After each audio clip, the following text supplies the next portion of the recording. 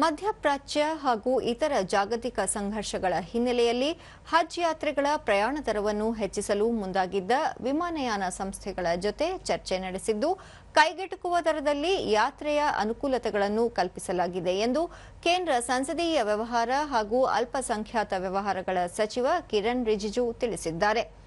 ಇತ್ತೀಚಿನ ಕೆಲ ಬೆಳವಣಿಗೆಗಳ ಹಿನ್ನೆಲೆಯಲ್ಲಿ ಅಲ್ಪಸಂಖ್ಯಾತರ ವ್ಯವಹಾರಗಳ ಸಚಿವಾಲಯ ಕೈಗೊಂಡ ಕ್ರಮಗಳ ಬಗ್ಗೆ ಸಚಿವರು ಸಾಮಾಜಿಕ ಜಾಲತಾಣದಲ್ಲಿ ಮಾಹಿತಿ ನೀಡಿದ್ದಾರೆ.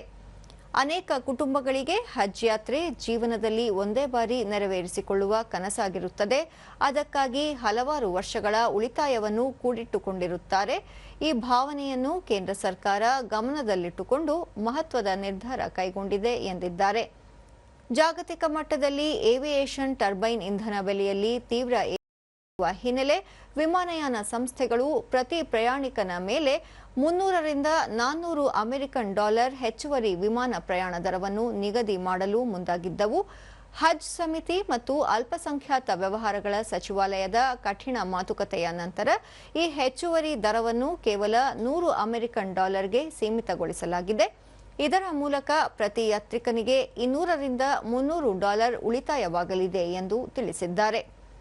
ಭಾರತದ ಪ್ರತಿಯೊಬ್ಬ ಮುಸ್ಲಿಂ ನಾಗರಿಕನಿಗೂ ಹಜ್ ಯಾತ್ರೆಯನ್ನು ಸುಲಭ ಹಾಗೂ ಕೈಗೆಟುಕುವಂತೆ ಮಾಡಲು ಸರ್ಕಾರ ಬದ್ಧವಾಗಿದೆ ಎಂದು ಸಚಿವಾಲಯ ಸ್ಪಷ್ಟಪಡಿಸಿದೆ.